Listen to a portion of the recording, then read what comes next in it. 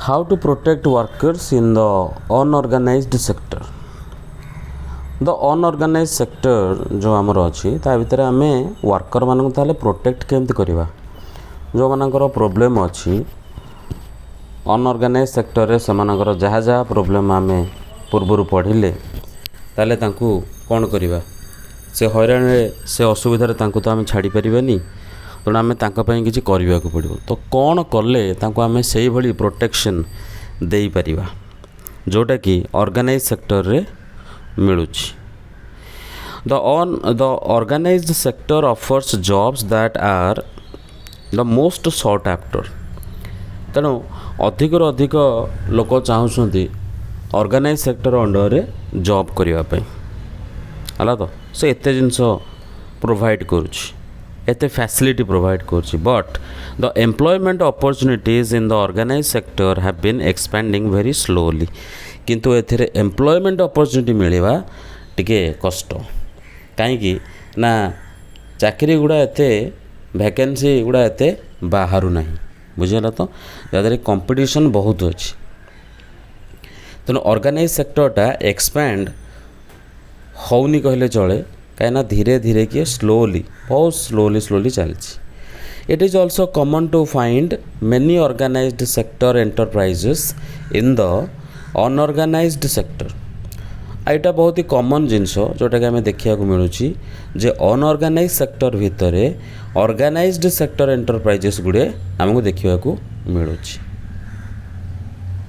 से मैंने कौन कर तो भल हवा कथा ऑर्गेनाइज सेक्टर जदि ता भीतर देखा मिलूँ ताले वर्कर मानक तो प्रोब्लेम किसी हो नाई सेमती ना तेणु ऑर्गेनाइज सेक्टर जो गुड़ाक अच्छा unorganised sector under they adopt such strategies to evade taxes तेणु से किसी स्ट्रैटेजी एमती एडॉप्ट करमती ग्रहण कर जोड़ा कि टैक्स को इवेड कर टैक्स दवा तुम पड़ोनी टैक्स बची जाऊँगी and refuse to follow laws that protect labourer को प्रोटेक्ट करथवा लॉज को मध्य से फॉलो करने को मना कर दौरान as a result a large number of workers are forced to enter the unorganised sector jobs which pay a very low salary तेणु से बहुत गुड़े लोक बहुत गुड़े वर्कर्स बाध्य होती अनऑर्गेनाइज्ड जॉब्स गुड़ा को करने जो थी कि सैलरी बहुत ही कम से मिलूँ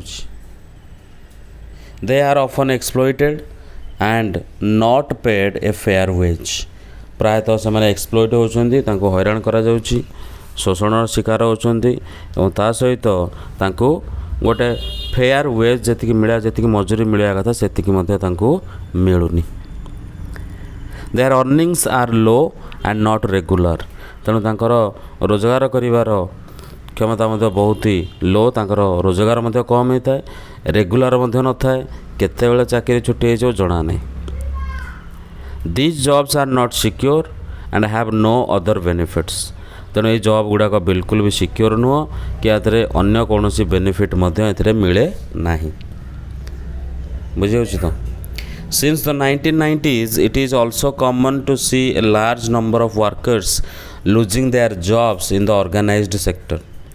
तो यहाँ बहुत कॉमन 1990 जो आम देखा ताले यहाँ बहुत common to see large number तेणु बहुत गुड़े वर्कर को आम देखुचे जे से माने कौन कर ऑर्गेनाइज सेक्टर रे तांकर जॉब धीरे धीरे से हरई बसचंती यहाँ बहुत कॉमन कथा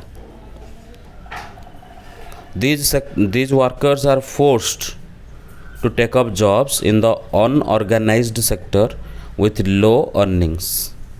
तेणु ये वर्कर माने फोर्स होउछंदी तांको बाध्य करा जाउछि जे से माने एमिति किछि चाकरी नेबे जोटा कि अनऑर्गेनाइज सेक्टर रे थिबो लो इनकम सेतरु तांको मिलुथिबो जने बाध्य करिवे कोनटा hence besides the need for more work there is also a need for protection and support of the workers in the unorganized sector तेणु खाली कामर आवश्यकता अच्छी ता नुह तारी सहित प्रोटेक्शन आवश्यकता अच्छी वर्कर मानकर प्रोटेक्शन और तार सपोर्ट आमको करिया पड़ो अनऑर्गेनाइज्ड सेक्टर रे बुझल तो ताले कौन करिबा who are this vulnerable people who need protection ताले को मानो हम प्रोटेक्शन दबा को माने से लोक के से vulnerable people. In the rural areas, the unorganized sector mostly comprises of landless agricultural laborers, small and marginal farmers, sharecroppers and artisans such as weavers, blacksmiths, carpenters, goldsmiths.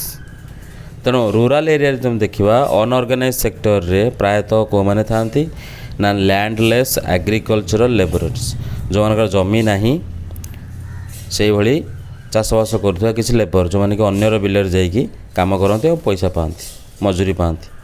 तो स्मॉल आ मार्जिनाल फार्मर छोटे छोटिया farmer गुड़े अच्छा जो मान पाखे बहुत छोट जमी अच्छी. शेयर क्रॉपर्स माने भाग धरिकी चाष करवा लोक जो मैंने भाग नियंती और बड़ बड़ लोक मानकर जमीदार धनी लोक मानकर बिल को नहीं चाष करते और से भाग दे था. आर्टिसन्स अच्छा केतोड़े आर्टिसन्स मैंने तैयारी करती जमीक विभर्स बुणाबुणी करवा तंती लोक ब्लैक स्मिथ्स मैंने कि कमार लोक जो मैंने लुहा काम करती है तो आउ कार्पेंटर्स माने काठ काम बढ़ई आउ गोल्ड स्मिथ माने बणिया लोक जो मैंने कि सुना रूपा तैयारी करते. So nearly 80% of the rural households in India are in small and marginal farmer category. तो पाखापाखि गाँव गाँव रोथुवा लोक मान भितर 80% लोक बहुत ही छोट छोट फार्मर कैटेगरी आसुंती. These farmers need to be supported through adequate facility for timely delivery of seeds, agricultural inputs, credit, storage facilities and marketing outlets. तेणु ये जो फार्मर मैंने अच्छा या कौन कर मैंने जहाँ कि भी इनकम जो प्रकार कर सपोर्ट करा पड़ो. आम किसी आडेक्वेट फैसिलिटी दबा पड़ो जो समय जहाँ दरकार से भाया फैसिलिटी दबा है ठीक समय सीड्स डिलीवरी करदे है मंजी दबा बिहन दबा एग्रीकल्चर इनपुट जहाँ दरकार फर्टिलाइजर्स वाटर ये सब क्रेडिट बहुत कम इंटरेस्ट रेट क्रेडिट दबा लोन है आउ स्टोरेज फैसिलिटी बनैबा इवेन मार्केटिंग आउटलेट बनैबा जो से जिन गुड़ाक नहीं निजर बिक्री करें. ये गला रूरल एरिया कथा. In the urban areas, the unorganized sector comprises mainly of workers in small scale industry, casual workers in construction, trade and transport, etc., and those who work as street vendors, head load workers, garment makers, rag pickers, etc. तेणु urban area जदि आम देखा सहर जगार ताले unorganised sector रे प्रायतः को माने थांती जो माने स्मॉल स्केल इंडस्ट्री रे काम करथंती वर्कर गोटे छोटिया इंडस्ट्री किसी गोटे होता भर जो वर्कर कम कर कंपनी आज चलती काली बंद हो जाए सेमती किसी ठिकाना ना. कैजुअल वर्कर जो मैंने कंस्ट्रक्शन घर द्वार या ब्रिज या जो वर्कर मैंने कम कर तो ट्रेड आउ ट्रांसपोर्ट रे काम करथुवा वर्कर बुझे आउ से लोक मैंने जो मैंने स्ट्रीट भेंडर्स फुटपाथ रे किसी जिनस को धरिकी बुलुंट बुली बुली बिकुंट. हेड लोड वर्कर माने मुंडे रखिकी किसी जिनस गोटे जगह अन्य जगह को बोहिकी नवा कम जी कर कुली टाइप आम कहीपर. गारमेंट मेकर्स जो मैंने गारमेंट्स तैयारी कर रैग पिकर्स जो मैंने अलिया थलिया गोटे की नहीं कबाड़िया दौरान ये सब लोक मैंने. तो small scale industry also needs governments support for procuring raw material and marketing of output. तेणु स्मॉल स्केल इंडस्ट्री को दरकार कौन ना गवर्नमेंटर सपोर्ट. गवर्नमेंट कौन सपोर्ट कर ना रॉ मटेरियल को आणवे जोगेबार और ता सहित जहाँ भी से स्मॉल स्केल इंडस्ट्री तैयारी करको नहीं आउटपुट हिसाब से मार्केटिंग करवा बाजार दवा. The casual workers in both rural and urban areas need to be protected. तेणु आमको जाना पड़ो ये जो रूरल और अर्बन एरिया अच्छी या भर जितक कैजुअल वर्कर अच्छा ये समस्त आमको प्रोटेक्ट करने को पड़ो. We also find that majority of workers from scheduled castes, tribes and backward communities find themselves in the unorganized sector. ତେଣୁ ଇଏ ତ ଗଲା ନର୍ମାଲ୍ ଲୋକଙ୍କ କଥା।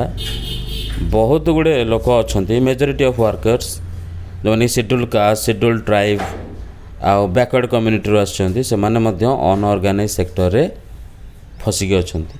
ବିସାଇଡ୍ସ getting the irregular and low paid work, these workers also face social discrimination। ତ ବାକି ସବୁ ଜିନିଷ ତ ହଇରାଣ ହେଉଛନ୍ତି ତା ସହିତ ଠିକ୍ରେ କାମ ମିଳିବନି, ଠିକ୍ରେ ପଇସା ମିଳିବନି, ତା ସହିତ ତାଙ୍କୁ ଗୋଟେ ଏକ୍ସଟ୍ରା ଅସୁବିଧା ଫେସ୍ କରିବାକୁ ମିଳିବ, ଯେଉଁଟାକି ହେଲା ସୋସିଆଲ ଡିସ୍କ୍ରିମିନେସନ୍। ଲୋକମାନେ ତାଙ୍କୁ ଡିସ୍କ୍ରିମିନେଟ୍ କରିବେ, ଅଲଗା କରିବେ, ଗୋଟେ ଲୋୟର ନଜରରେ ତାଙ୍କୁ ଦେଖିବେ ଜାତିକୁ ନେଇକି, ହେଲା ତ ଭେଦଭାବ ଏଇଟା ରହୁଛି। So protection and support to the unorganized sector workers is thus necessary for both economic and social development।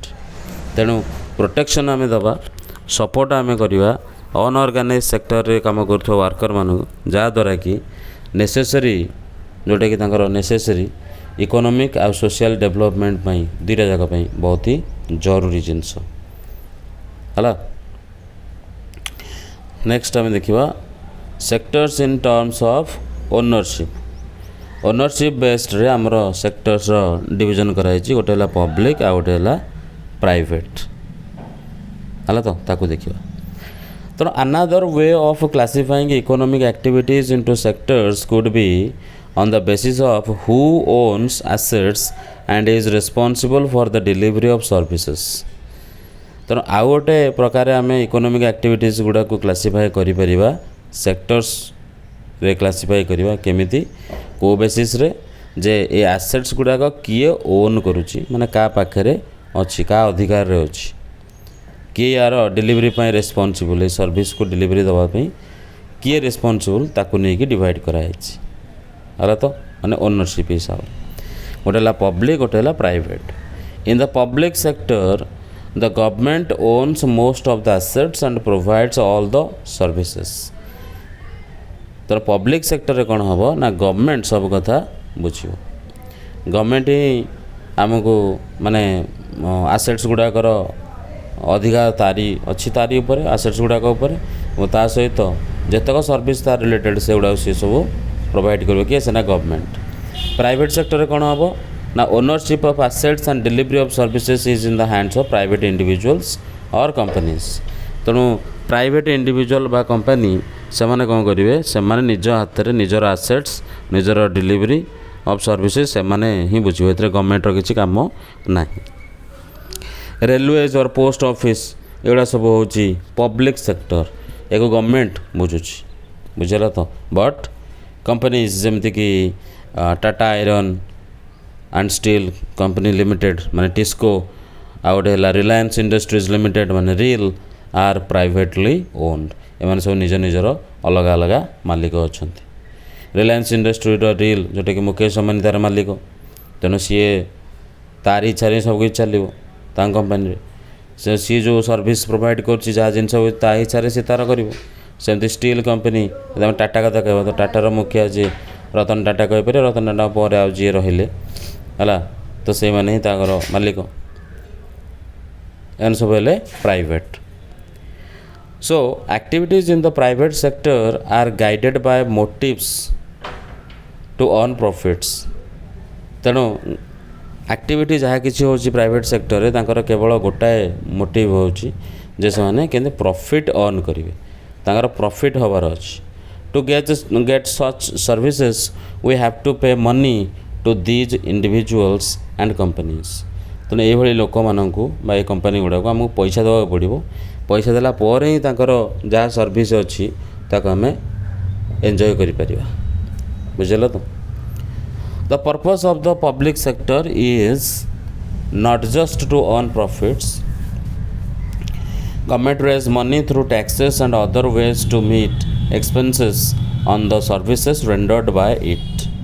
तो पब्लिक सेक्टर किंतु पर्पस केवल प्रॉफिट अर्न करवा नुहे, प्रॉफिट सहित आहरी ଲୋକମାନଙ୍କୁ ଯେ ସୁବିଧା ଏମିତି ଦିଆଯିବ ସେଇଟାକୁ ପ୍ରଥମେ ଦେଖାଯାଏ। ତେଣୁ ଗଭର୍ଣ୍ଣମେଣ୍ଟ କ'ଣ କରୁଛି, ପଇସା ଏତେ ସବୁ ତା ପାଖକୁ ଆସୁଛି କେଉଁଠୁ ନା ଟ୍ୟାକ୍ସେସ୍ ଦ୍ୱାରା। ଆମେ ଯେଉଁ ଟ୍ୟାକ୍ସ ଗୁଡ଼ା ଦେଉଛେ ସେଇଟା ଗଭର୍ଣ୍ଣମେଣ୍ଟ ପାଖରେ ରହିଲା। ଆଉ ଯାହା କିଛି ଖର୍ଚ୍ଚ ହେଉଛି other ways to meet expenses, ତେଣୁ ଯାହା କିଛି ଖର୍ଚ୍ଚ ହେଲା ସେଇ ସର୍ଭିସେସ୍ରେ ତାକୁ ସେ ଏହି ପ୍ରକାରରେ ରେଣ୍ଡର କରିପାରିବ। ବୁଝିଲା ତ? ତେଣୁ ସେଇ ଖର୍ଚ୍ଚକୁ ସେଇଥିରେ ବୁଝିଲା, ତେଣୁ ତାକୁ ପ୍ରଫିଟ୍ ସେତେ ଦରକାର ନାହିଁ, ଆମରି ପଇସାରେ ଆମରି ହିଁ କାମରେ ଲାଗିଲା। Modern day government spend on a whole range of activities. ତ ବର୍ତ୍ତମାନର ଯେଉଁ ଗଭର୍ଣ୍ଣମେଣ୍ଟ ଅଛି ସେମାନେ କ'ଣ କର, ମଡ଼ର୍ଣ୍ଣ ଡେର ସେମାନେ କ'ଣ କରନ୍ତି ନା ବହୁତ ଗୁଡ଼ିଏ ଆକ୍ଟିଭିଟିଜ୍ ଉପରେ ବହୁତ କିଛି ଖର୍ଚ୍ଚ କରନ୍ତି। What are these activities? Why do government spend on such activities? Let's find out. ତେଣୁ ଏଗୁଡ଼ା ସବୁ କ'ଣ ଆଉ ସେଗୁଡ଼ା କାହିଁକି ସେ ସବୁ ଖର୍ଚ୍ଚ କରୁଛି ତା ବିଷୟରେ ଜାଣିବା।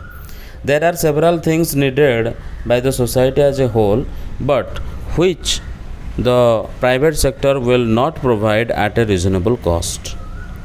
ତେଣୁ ବହୁତ ଗୁଡ଼ିଏ ଜିନିଷ ଏମିତି ଅଛି ଯେଉଁଟାକି ଆମର ଦରକାର, ସୋସାଇଟି ପାଇଁ ଦରକାର ଆଜ୍ ଏ ହୋଲ୍, ଏକାବେଳେ କମ୍ୟୁନିଟି ବେସ୍ରେ ଏଗୁଡ଼ାକ ଗୋଟେ ଜିନିଷ କରାଯାଏ ଯେଉଁଟାକି ସମସ୍ତେ ୟୁଜ୍ କରିପାରିବେ ବା ସେ ସର୍ଭିସ୍ର ଲାଭ ଉଠାଇ ପାରିବେ ସମସ୍ତେ, ହେଲା, ଯେଉଁଟାକି ପ୍ରାଇଭେଟ୍ ସେକ୍ଟର ପ୍ରୋଭାଇଡ଼ କରିପାରିବନି।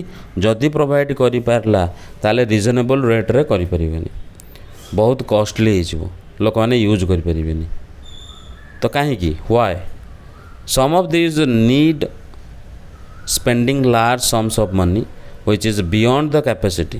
ତେଣୁ କେତେଗୁଡ଼େ ତ ଏମିତି ଯେଉଁଥିରେ କି ପ୍ରବଳ ପଇସା ଲାଗିବ ସେ ଜିନିଷ ଗୁଡ଼ା ତିଆରି କରିବା ପାଇଁ, ଯେଉଁଟାକି କାପାସିଟି ବାହାରେ। କାହାର କାପାସିଟି ବାହାରେ? Private sector.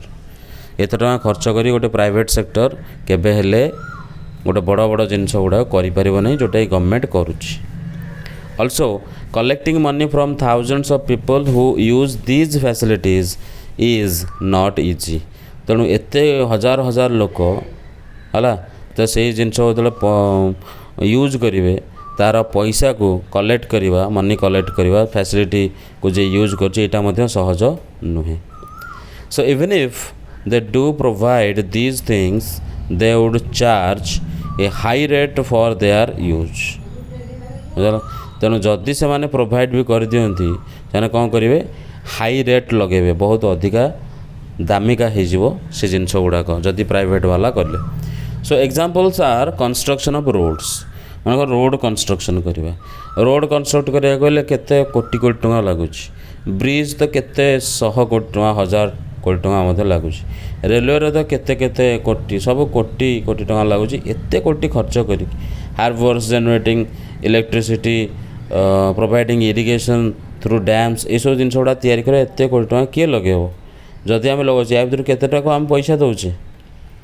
ଯଦି ରୋଡ଼ ହେଲା ପ୍ରାଇଭେଟ୍ ବାଲା କଲା ତାହେଲେ ରୋଡ଼ରେ ଯେଥର ଯିବା ପାଇଁ ଆମକୁ ବହୁତ ଗୁଡ଼ିଏ ପଇସା ଦେବାକୁ ପଡ଼ିବ। ବ୍ରିଜ୍ରେ ଯିବା ପାଇଁ ବହୁତ ଥର ପଇସା, ଯେଥର ଯିବ ସେତେ ପଇସା ଦେବାକୁ ପଡ଼ିବ। ତ ଏସବୁର ହେବନି, ହେଇପାରିବନି ସେମିତି। ତେଣୁ ଗଭର୍ଣ୍ଣମେଣ୍ଟ ତାକୁ ତିଆରି କରିବ। ଗଭର୍ଣ୍ଣମେଣ୍ଟ ଆମଠୁ ପଇସା ନେଉଛି କି? ଟ୍ୟାକ୍ସ ଥ୍ରୁରେ ଯେତିକି ନେଲା, ତାପରେ ଆଉ କ'ଣ ଏଗୁଡ଼ାକ ୟୁଜ୍ କରିବାରେ ଆମଠୁ ପଇସା ନେଉଛି? କିନ୍ତୁ ପ୍ରାଇଭେଟ୍ ହେଲେ ଏଗୁଡ଼ାକରୁ ସେ ପଇସା ଆମଠୁ ନେବ, ଯେଉଁଟାକି ବିଲକୁଲ ବି ହେଇନଥାଏ। ଦେଶ ଏମିତି ଚାଲିପାରିବନି। ତେଣୁ ଗଭର୍ଣ୍ଣମେଣ୍ଟ କିଛି ଗୋଟି କରିବାକୁ ହିଁ ପଡ଼ିବ ଗଭର୍ଣ୍ଣମେଣ୍ଟକୁ। Thus, governments have to undertake such heavy spending and ensure that these facilities are available for everyone. ତେଣୁ ଗଭର୍ଣ୍ଣମେଣ୍ଟ ସେଥିପାଇଁ ଏସବୁ କାମ ଗୁଡ଼ା କରୁଛି। ଏ ଯେଉଁ ହେଭି ସ୍ପେଣ୍ଡିଂ ଯେଉଁଠି ହେଉଛି, ବହୁତ ପ୍ରବଳ ପଇସା ଦରକାର, ତ ସେଇ ଜାଗାରେ ବଡ଼ ବଡ଼ ପ୍ରୋଜେକ୍ଟ ଗୁଡ଼ାକୁ ଗଭର୍ଣ୍ଣମେଣ୍ଟ ହିଁ କରିପାରିବ, ପ୍ରାଇଭେଟ୍ କରିପାରିବେ ନାହିଁ, ହେଲା ତ। ଆଉ ଏଇ ଫ୍ୟାସିଲିଟି ଗୁଡ଼ାକ ଯେମିତି ସମସ୍ତଙ୍କୁ ମିଳିବ ତାକୁ ମଧ୍ୟ ସେ ଧ୍ୟାନ ଦେଇଥାଏ। There are some activities which the government has to support. ତ ପ୍ରଥମ କଥା ଆମେ ଦେଖିଲେ ଏଗୁଡ଼ା ବହୁତ ଏସେନ୍ସିଆଲ୍ ଆଉ ବହୁତ ଗୋଟେ ଲାର୍ଜ ପ୍ରୋଜେକ୍ଟସ୍ ଗୁଡ଼ାକ, ସେଗୁଡ଼ାକୁ ଗଭର୍ଣ୍ଣମେଣ୍ଟ ହିଁ କରିପାରିବ, ପ୍ରାଇଭେଟ୍ କରିପାରିବନି, ଏତେ ପଇସା ଖର୍ଚ୍ଚ କରିପାରିବ ନାହିଁ। ସେକେଣ୍ଡରେ ଆସୁଛି ଯେ ଏମିତି କିଛି ଆକ୍ଟିଭିଟିଜ୍ ଅଛି which the government has to support.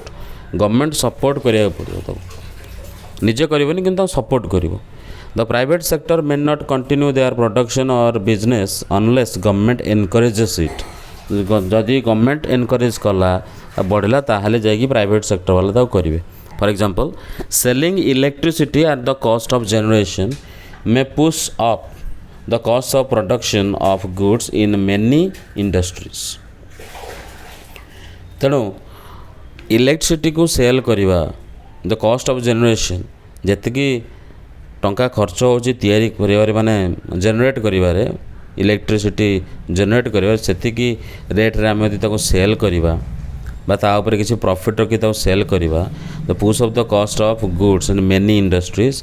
तेणु तार माने बहुत गुड़े इंडस्ट्री रे तार प्रोडक्शन रो कॉस्ट गुड्स रो प्रोडक्शन रो कॉस्ट बहुत बढ़ी जिवो। तेणु many units specially small scale units might have to shut down. एमती कि छोट छोट यूनिट गुड़ा तो एकदम बंद हो एत इलेक्ट्रिसिटी पैसा किए देव दे पारनि। तेणु government here steps in by producing and supplying electricity at rates which these industries can afford. तेणु गवर्नमेंट ये कौन करुच्ची ना इलेक्ट्रिसिटी को प्रोड्यूस करुच्ची आओ सप्लाई करुच्ची जहाँद्वारा कि एमती गोटे रेट्रे सप्लाई कर जोटा कि ये इंडस्ट्री गुड़ाक अफोर्ड करें है बेसी किसी फरक पड़ोनी। तेणु government has to bear part of the cost.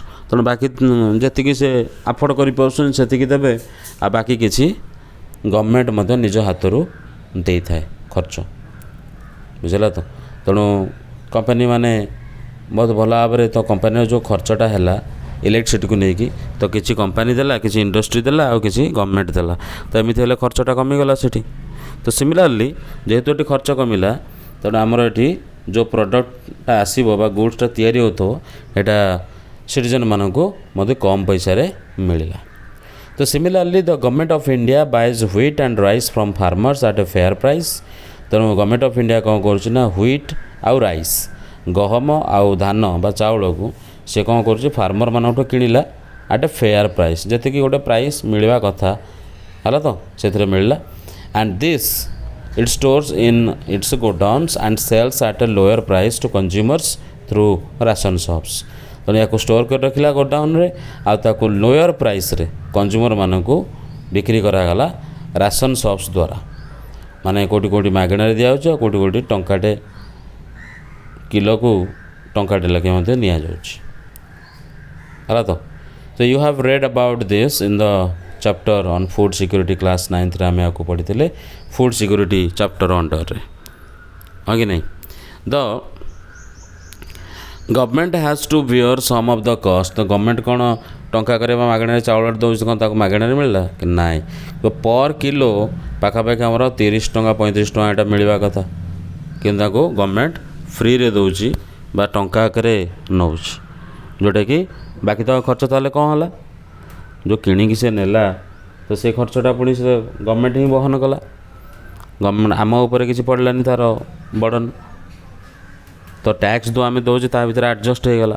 In this way the government supports both farmers and consumers सेपटे फार्मर मानक सपोर्ट है एपटे कंज्यूमर मानक सपोर्ट है आम तो खाइले आमर पैसा सेव है सेपटे फार्मर माने जो व्हीट आउ राइस कले ताको नहीं कि से किणिकी नहीं गला तेणु तांको टेंशन रहिलानी जे तांको चाउल गहम किए किणिबो ये सब टेंशन गुड़ा बिल्कुल रहिला नहीं।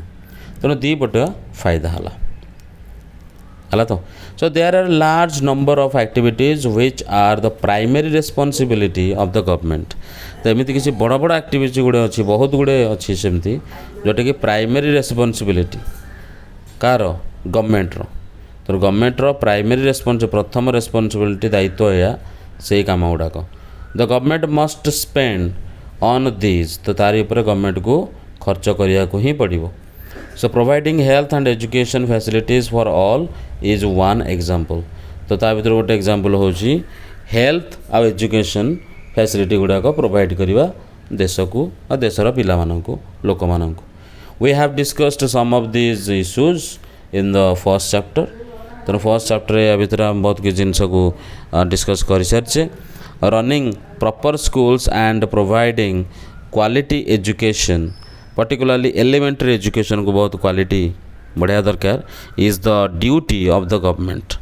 तो गवर्नमेंट यहाँ गोटे ड्यूटी जैसे स्कूल को प्रॉपर वे रे चलेब क्वालिटी एजुकेशन प्रोवाइड करेबो एवं एलिमेंटरी एजुकेशन खास करिकी एलिमेंटरी माने प्रथम रु पंचम जाए जो पिला माने था तांको टिके अधिक नजर देवा पड़ो ये सब हूँ आम गवर्नमेंट ड्यूटी व ता कर्तव्य। तो India's size of illiterate population is one of the largest in the world. तेणु इंडिया रे जो इलिटरेट पॉपुलेशन अच्छा जो किसी अशिक्षित जो मैंने माने पाठ पढ़ा कि जना नहीं इलिटरेट अनएजुकेटेड नुह इलिटरेट माने गोटे भाषा जेकोसी गोटे भाषा से ना लिखिपारे ना पढ़ी पारे ना बुझीपारे किसी जना नहीं निज ना मत दस्तखत करें ना सिग्नेचर दे पारे ना। तेणु यहाँ एमती बहुत गुड़े देश अच्छा ता भर जो जोटी बेसी अच्छे तार भर आम देशर ना गोटे है। तो similarly we know that nearly half of the India's children are malnourished and a quarter of them are critically ill।